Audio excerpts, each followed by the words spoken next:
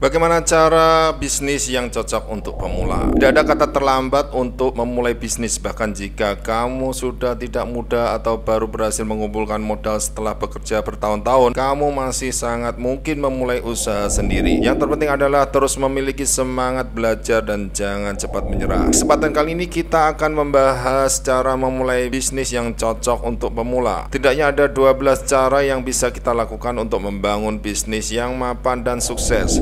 Diharapkan setelah menonton video ini, keberanian kamu untuk memulai bisnis sendiri pun akan semakin bertambah. Simak ulasan selengkapnya. Pertama, pilih bidang usaha yang disukai dan dikuasai, sebab kita akan sulit sukses jika kita tidak menyukai apa yang kita kerjakan. Pastikan juga kamu memiliki pengetahuan yang cukup mengenai bidang usaha yang kamu pilih, karena ini akan berpengaruh pada langkah-langkah persiapan selanjutnya dan jalannya bisnis ke depan. 2. Fokus pada satu bidang. Sebaiknya kita fokus dulu pada satu peluang usaha. Kita mungkin bercita-cita menjadi seperti pengusaha kawakan yang memiliki banyak jenis usaha dan cabang di mana-mana. Tapi rata-rata pengusaha kelas kakap juga memulai bisnis dari satu bidang dulu, baru kemudian mengembangkan bisnis dan melebarkan sayapnya. Ketiga, pelajari bidang usaha yang dipilih. Telah menentukan bidang usaha apa yang kamu geluti, kita perlu mempelajari bidang usaha tersebut secara lengkap. Lakukan riset pasar, riset produk atau layanan yang akan ditawarkan. Riset ini berguna agar kita bisa menghasilkan produk dan layanan yang berkualitas. Riset juga memungkinkan kita meminimalisir kekurangan produk atau layanan di kemudian hari. 4. Buat rencana usaha. Bahan-bahan riset yang didapat bisa menjadi pedoman kita untuk membuat rencana usaha. Rencana bisnis ini penting agar kita dapat menjalankan bisnis dengan baik, rapi, dan fokus. Perencanaan tersebut mencakup anggaran, pemilihan lokasi atau tempat usaha, cara menjalankan usaha offline atau online, target pasar, dan sebagainya. 5. Pastikan modal usaha cukup. Selama membuat perencanaan usaha, kita juga akan mengetahui apakah modal yang kita miliki cukup atau tidak. Pastikan untuk memilih usaha yang bisa dipenuhi oleh modal yang kita miliki. Jika modal kurang, kita tidak perlu memaksa diri untuk memulai usaha yang terlalu besar. 6.